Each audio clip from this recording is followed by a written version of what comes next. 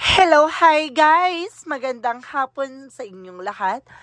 This is Chin Rodriguez from my Sagri channel, a faith healer o Zumata reader. So ngayong hapon na talaga natin sabihin sa iyo ng ating mga gabay. So this is a weekly gabay for the month of May 20 hanggang May 26 for the sign of Leo. So Leo, welcome to my channel. Ano kayang messages, advices ng spirit guides ang ating masasaga for today's video? Kanino naman kayang energy o kaganapan sa buhay ng mga Leo signs ang ating mahagilap? So guys, this reading is a general reading namang hindi lahat makaka-resonate. Kunin lamang po makaka-relate sa inyo and comment down below kung kaninong energy ang ating nasaga. Because don't forget to like and subscribe my channel and hit the notification bell for more videos update. Because maraming salamat po sa mga walang sawang pagsuporta sa aking channel, lalo na ang hindi nag-skip ng ads na way pagpalain kayo ng Diyos at may kapal siksik-liglig na gumapaw na biyayang manumbalik sa inyo. So guys, let's see what is the messages, advices sa iyo ng ating angel spirit for the sign of Leo. Ano kaya kaganapan sa buhay ng mga Leo signs ang ating mahagilap at matutuklasan? Hagilapin natin itong tuklasin. Ito na. So there's a full card for a leap of faith, no? Kumbaga, there's something in your beginning. So there's a process and progress, no? May mga bagay dito na kailangan mong pagtiyagaan. There's some perseverance niya. Na parang pinapakita dito na napakalapit mo na sa success and nasa tamang proseso ka, no? Magtiwala ka sa lahat ng nakaganapan sa buhay mo ngayon. There's the sun card will arise, no? Talagang tinapakita dito na magkakaroon ka ng positive outcome, success, a victory, and of course, something, a breakthrough, no? Parang this is the senyales, no? Na mapagtatagumpayan mo, no? Yung laban na to, or may mga bagay na laban na mapagtagumpayan mo. There's a higher fund for a lesson learned. Something and dedication, something and religious beliefs, or something na magdadala sa ng something knowledge, no? And learning, no? Kumbaga may mga matututunan ka dito. There's an 8 of Wands for a fast communication, fast movement. So there's something, messages, email, phone calls, no, na matatanggap dito. There's a travel, additional messages.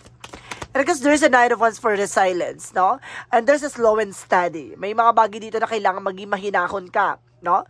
Huwag masyadong agresibo, no, parang hindi ka lumagapak, no, parang walang plak, no, parang hindi ka talaga mapapalagapak. There's an everything is fine. So, ibig sabihin dito guys, na parang sa lahat ng mga nangyayari sa buhay mo ngayon, parang feeling mo pagod ka na, parang feeling mo kaya mo pang ilaban pero napapagod ka na. Pero eventually, kailangan mo lang ipahinga yan, diba? So, kumaga, nilalaban mo kahit na masakit, no?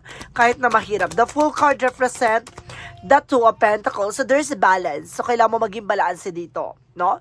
Emotional, practical, spiritual, and of course, physical. Then, of course, there's this King of Swords with the Sun card. There's a mental clarity or something, be wise, no, sa mga desisyon or mga plano mo sa buhay. Kumaga, pinapakita dito na stop the pattern. So, may mga bagay na kailangang putulin, no, alisin ang mga maling preparasyon or something maling proseso mo, no? May mga bagay or cycle dito na parang may mali sa sistema mo, kaya mali din nagiging eksena. Kumaga, naliliwanagan ka kung ano yung mga bagay or angulo sa buhay mo, yun ang nagkabibigay ng komplikasyon, no? Yun yung sense ko dyan. That's a higher fight represent the word card. So, there's a travel, guys, no?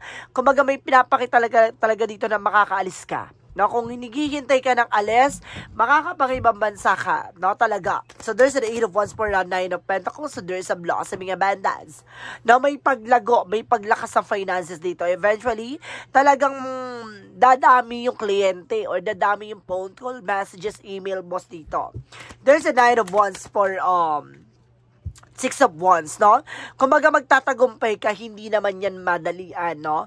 Kumbaga, nasa tamang proseso ka. At sinasabi dito na you are, there's a winning gain, no? There's a victory without B, No, parang pinapakita there's a senyales na there's a victory dito na mapagtatagumpayan mo, 'di ba? So let's see what is the everything is fine.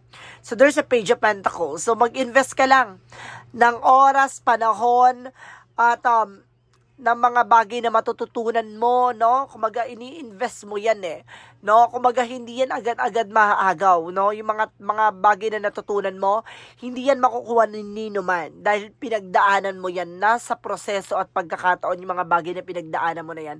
Ito yung pangakawakan mo hanggang huli at hindi naman nila mananakaw yan basta-basta. 'Di ba? Kumbaga nag-ano ka dyan gumugol ka ng panahon at oras. Talagang inalam at tinuklasan mo talaga yan.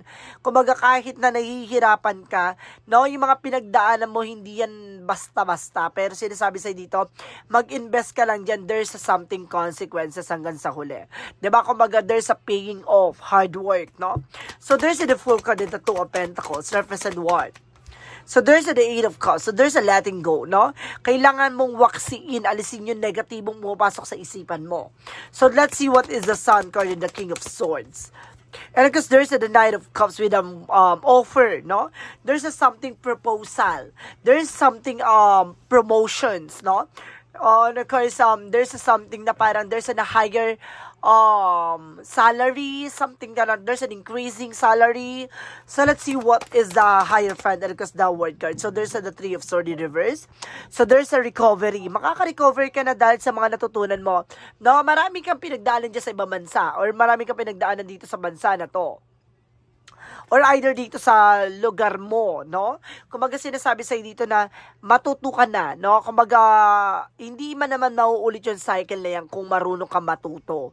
No? Kung hindi mo, kumaga hindi mo yan pangakawakan yung mga bagay na pinagdaanan mo, hindi ka kumaga may mga bagay na ginawa ka pa rin hanggang ngayon, paulit-ulit pa rin yung eksena mo. Diba? Kumaga matuto ka na para, diba, mabago na yung linyahan mo. There's something and the Eight of Wands because the Nine of Pentacles represent the Six of Pentacles. So there's a give and receiving something by the universe. So maaaring magtutuloy-tuloy na ang offer sa iyo ng ating poong may kapal. Talagang ipagkakaloob sa iyo what you deserve. The Nine of Pentacles is the blossoming abundance. The Eight of Wands is something communication and of course information. Talagang binibigay sa iyo ng kapalaran dito na maaaring pumabor na sa iyo, no? So let's see what is the Nine of Wands and the Six of Wands. What is the Knight of Wands and the Six of Wands? Angel Spirit Guides.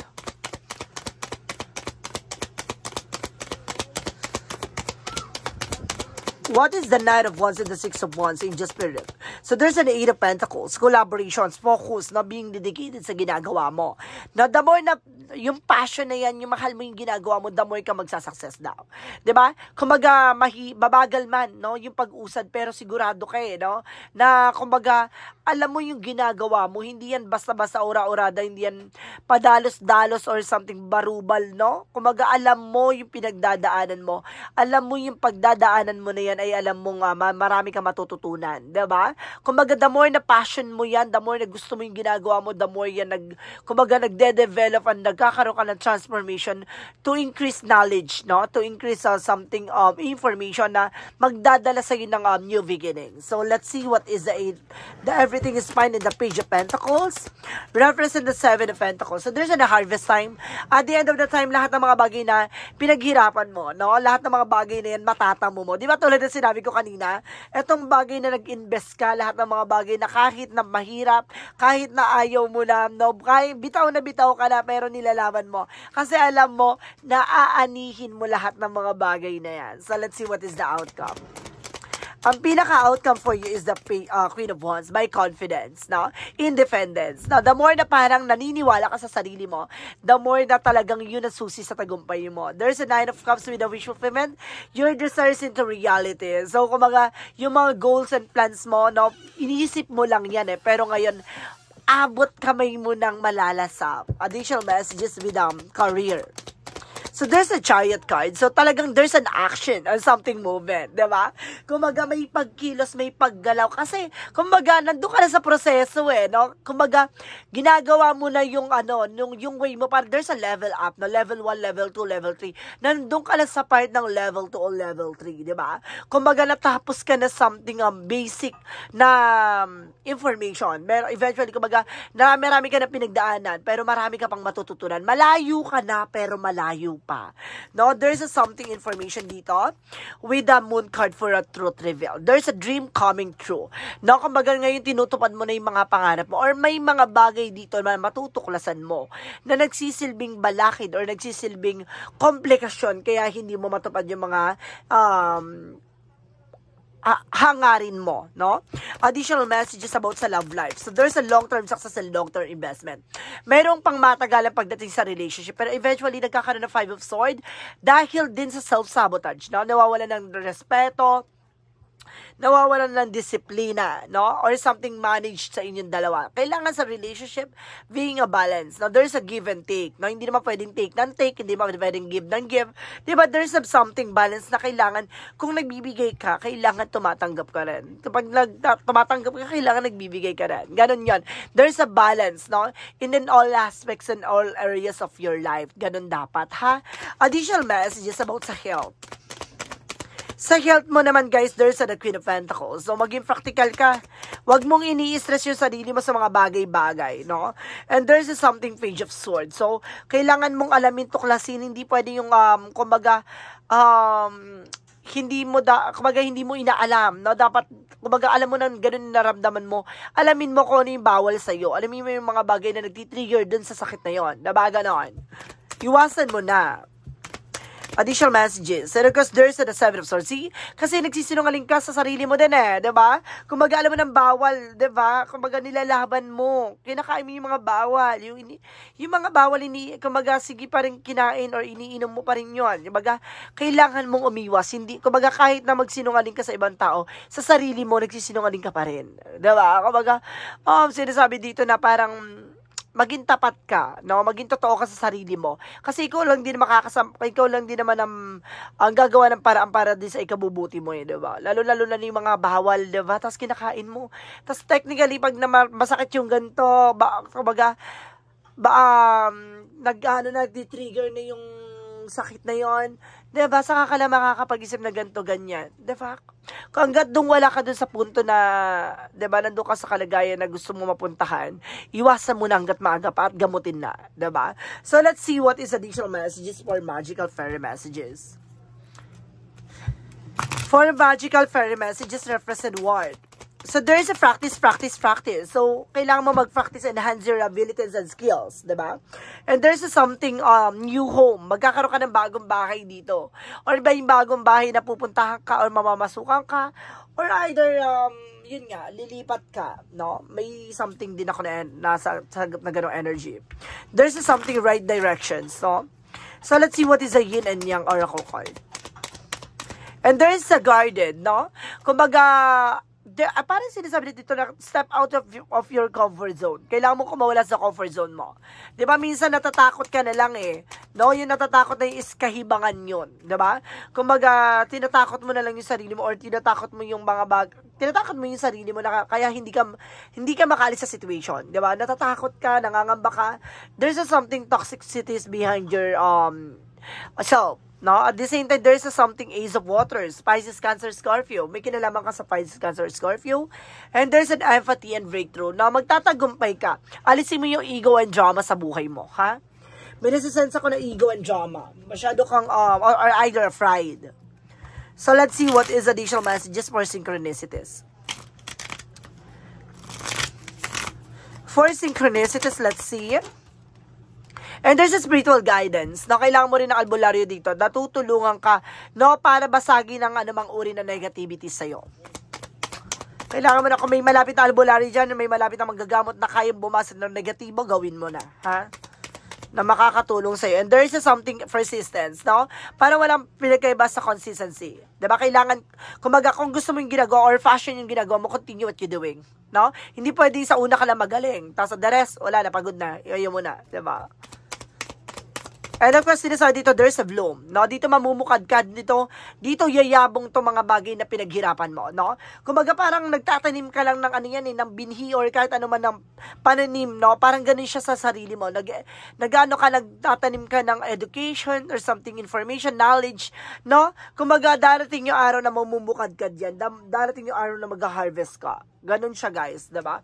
Hindi naman sa habang panahon, puro ka nalang tanim, diba? Hindi ganon. Diba? Meron talagang tanim and harvest talaga. So, let's see what is the chakra messages. For the chakra messages, so there's a victim, na maaring biktima ka na sarili mong multo. No? Sarili mong kinakatakutan sa sarili. Parang gano'n, may something na gano'n na. There's a guilt. No? Parang nagagalit ka, naiinis ka sa sarili mo or may mga taong naiinis sa'yo. There's a workaholic, no? Pagdating sa trabaho, talaga trabaho ka. Masyado mong nauubos yung oras at panahon mo dyan sa trabaho. Kailangan mo rin ng time sa sarili mo, no? Additional messages for Archangel Michael.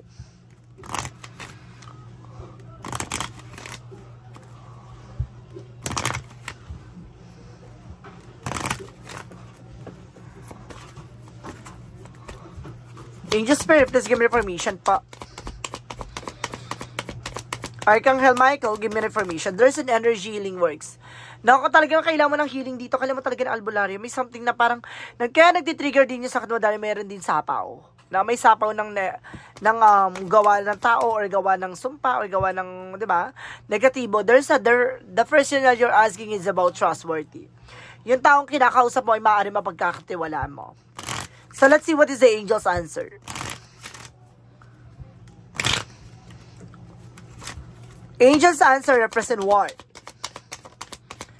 No need to worry. So, hindi mo kailangan mangamba. Diba? Kailangan mo lang magpatuloy. And there's in the near future. No? Sa ngayon, nalalapit na future mo. No? Kung magamay sa sakata para may mga bagay o pangarap mo. And there's a promise. No? May mga pinagkasunduan or may mga pinangako. No? So, let's see what is the Monsology. Monsology represent your commitment is being tested. Diba? Kumbaga, yung mga bagay na pinagdaanan mo, subok na eh. Naranasan mo na eh. Subok na pati sa pagdating sa relasyon, negosyo, hanap buhay, you are being tested. Diba? Marami kang nang nalagpasan. There's an adjust are required. So, kailangan mo mag-adjust sa sarili mo, guys. Diba? And there's, you are good enough. Diba? Sapat ka na eh. No? Kumbaga, sapat ka na sa mga bagay na yun. Masyado mo lang pinipressure din yung sarili mo. No? Dahan-dahan lang. So, let's see what is the romance angels. Pagdating sa relasyon, no? Additional messages. And there's a children. So, some of you, your love life is affecting by children, no? Naapektuhan daw ang love life mo or naapektuhan yung mga bata, no? About just sa love life na yun. There's an engagement. Na maaaring ikakasal ka na or magkakaroon ng higher level commitment, no? So, let's see what is additional energy. Baka magkakaroon ka na ng bagong kinakasama, asawa, no? Relasyon. Wag namang kirida, charis. Additional messages. And there's the tenfold path. So, there's a discoveries, no? Marami ka madidiscover dito. At the same time, guys, there's something, a woman holding a heart. So, some of you, if you are a woman, no? Kumaga may mahal na mahal kang tao. No? Kung maghahawak mo yung puso niya. Or either if you are a man, no? May taong may hawak ng puso mo. At sinasabi dito, there's an indecisions, no? May mga bagay na parang nahihirapan ka pang magdesisyon. Kinakapa mo pa. Naman, there's a door to the value. No? Nandito na eh. Kumaga, nandun ka sa plano mo. So, kumaga, magbubukas na yung pintuan or bagong opportunity para sa'yo. So, let's see what is Archangel. Raphael messages. Archangel Raphael messages for you. And there's a stay faceted. So, kailangan maging positibo, ha? Iwasan mo maghatak ng negative dito, guys. So, let's see what is additional messages for Angel Spirit. And there's a death card. So, there's an ending and a new beginning. So, may mga bagay na matatapos na. No, magkakaroon ng bagong simula dito. And of course, let's see. And there's an honesty. Diba? Maging tapat ka sa sarili mo. Diba? Tulad ng sinasabi ko, kahit na yung mga bagay na bawal sa'yo, 'Diba? Kumbaga nag-cheat ka na sa sarili mo eh. Parang pati sa sarili mo nagsisinungaling ka na. 'Diba? So let's see what is additional messages. There's a light and love, no? Parang bibigyan kaliwanagan ng iyong pag-ibig, no? Kumbaga sa sarili mo at sa taong mahal mo, no? Parang sinasabi dito sa akin na tapusin mo na yung kahibangan mo. Parang ganon. Mayroon biglang nag-aano sa akin na ganon. May mga bagay na nagsisingkin sa akin dito na parang alisin mo yung kahibangan mo or something na ganon. And there's a healer. So, kailangan mo nang manggagamot dito, ha? So, let's see what is your additional messages. And there's a trust the timing. So, kailan mo magtiwala, no? May mga bagay na napapanahon, may mga bagay na wala pa sa pagkakataon, diba? At the same time, there's a disease of the Mentacles, so there's a seeing potential. Na may potential kaya mo. May potential na magtagumpay ka. Pero kailangan mong dalhin yung sarili mo sa liwanag. 'Di ba? Alisin mo yung sarili mo dun sa bagay na ginugulo mo, no, yung plano mo. Parang no, kumbaga nagkakaroon ng inside job. 'Di ba? Nagkakaroon ng inside job. No, yung parang nandun ka na sa pangarap mo pero biglang mawawala ng gana, parang biglang mag-change ng eksena, no? Parang ganun yung ko dito, guys. So, let's see what is additional messages. And of course, something past life. Now, there's a gift. You're being gifted, no? Kumbaga meron na dito nangyari sa nakaraan. Nakita mo na eh. May pangitain na eh. And there's psychic abilities. I told you. May pangitain eh. May kakayanan ka eh. Nakita mo na. Pero, bakit ganun? Ni-ignore mo yung something guide ng iyong angel spirit guides, no? May gabay ka eh. Tinutulungan ka pero ini-ignore mo. Hindi ka nakikinig. So, let's see what is the Jesus loving quotes. And well done, diligent and faithful servant. So, tinatapos na natin, Panginoon. Maglingkod at maging tapat ka lang, no? Sa'yo at sa sarili mo at sa paligid mo. 'Di ba? Additional messages for angel's number. For angel's number, represent what? Angel's number, represent what? Angel's number, represent what? Angel's number represent what? Okay, thank you. Oh my God. At sinasabi dito, guys, so there's a 1444, light up. So talagang, 'di ba? Kung ginigising ka, maliwanagan ka or something na there's a mood swing. No, yung pabago-bago. Yung para paiba-iba ng mood. Ay sinasabi ko na focus on your needs, desire, and hobbies. Everything is more accessible with a light attitude. You will blessed with new opportunities and new friends or additions to your family. Good vibes and will speed up to the process. So see, magtutuloy-tuloy yung proseso, magtutuloy-tuloy yung magandang eksena. Kailangan mo lang mag-focus sa ginagawa mo.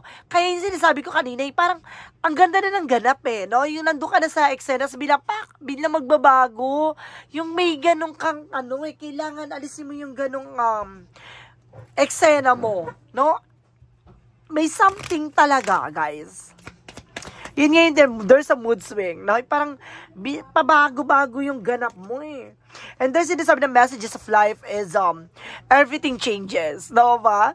Kumbaga may mga bagay na mababago talaga. As so bright radiates from my heart, it illuminates those around me and transform every situation I encounter. I remain positive attitude in spite of any difficulties I may perceive. No matter the circumstances, I remain the source of true joy. Everything changes when it's about of the light of the divine, 'di ba? Kumbaga sinasabi talaga sa ito na may mga bagay na magbabago na, 'di ba? May mga bagay na magaganap na. May mga bagay na pagdadaanan mo talaga, pero kailangan mong baguhin ang kumbaga kinagisnan or may mga bagay na ginagawa ka na kailangan mong ituwid, no? Na ayusin, no? Na alisin mo yung mapanlinlang mong kaisipan. Ganon. So guys, this is a weekly gabay for the month of May 20 hanggang May 26 for the sign of Leo. So, Leo, maraming salamat for this wonderful reading. So, once again, this reading is a general reading namang hindi lahat makaka-resonate. Kunin lamang po makaka-relate sa inyo and comment down below kung kaninong energy ang ating nasagap. And of course, don't forget to like and subscribe my channel and hit the notification bell for more videos update. Of course, maraming salamat po sa mga walang sawang pagsuporta sa aking channel, lalo-lalo na ang hindi nag-skip ng ads, naway pagpalay kayo ng Diyos at may kapal siksik digdig na gumapaw na biyayang manubalik sa inyo. At maraming salamat po. And see you in the next video. Bye-bye and babush!